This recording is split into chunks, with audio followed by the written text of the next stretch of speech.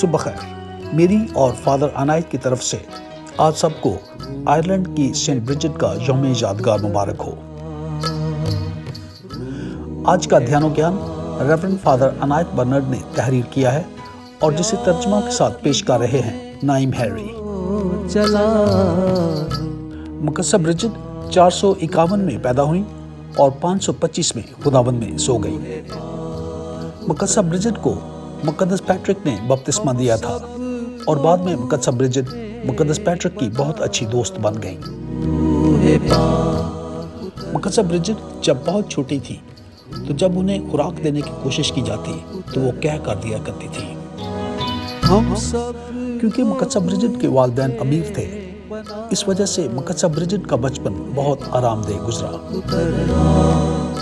مقدسہ برجٹ کے والد نے مقدسہ برجٹ کی مرضی کے خلاف ان کی شادی ایک شاعر سے طے کر دی تھی۔ مقدسہ برجٹ اپنی زندگی میں پاکیزگی کا وعدہ کر چکی تھی، اس لیے انہوں نے پاکیزگی کا احترام کرتے ہوئے اپنا گھر چھوڑ دیا۔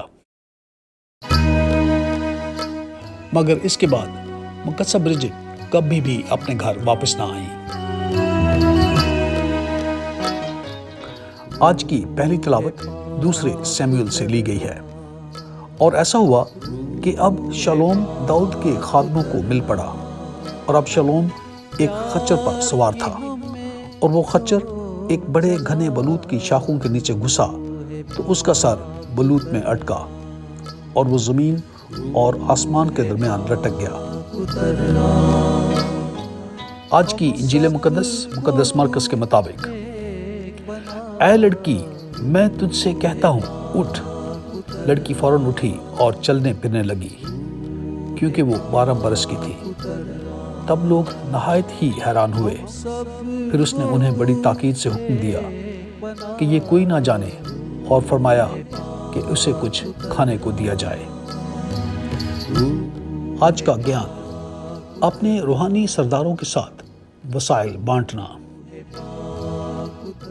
کہتے ہیں کہ مقدسہ برجٹ نے 468 میں پہلی خواتین پر مبنی موناسٹک کمیونٹی کی بنیاد رکھی تھی۔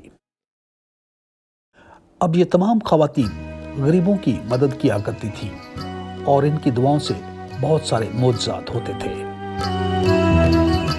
بے شک مقدسہ برجٹ اور ان کی ساتھیوں کے پاس بہت محدود وسائل تھے، مگر اس کے باوجود ان کے پاس کبھی بھی کھانے کی کمی نہیں ہوتی تھی۔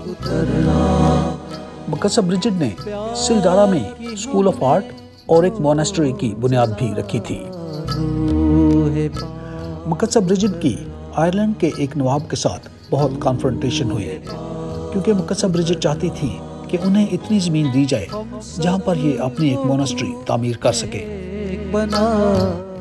آئرلینڈ کے نواب نے مقدسہ برجٹ سے کہا کہ جتنی زمین ان کی چادر کے نیچے آ سکتی ہے اتنی زمین انہیں دے دی جائے گی، مگر معجزانہ طور پر جب مقدسہ برجٹ نے اپنی چادر زمین پر پھینکی تو ان کی چادر کے نیچے 12 ایکڑ زمین آ گئی، اور اس طرح آئرلینڈ کے نواب کو مقدسہ برجٹ کو 12 ایکڑ زمین دینا پڑی۔ کیا ہم اپنے روحانی رہنماؤں کے ساتھ اپنے وسائل بانٹتے ہیں؟ یاد رکھیے، خدا ہمیں بہت پیار کرتا ہے، اور امید ہے کل آپ سے دوبارہ ملاقات ہوگی۔ خدا آپ کو بہت برکت دے۔ آمین۔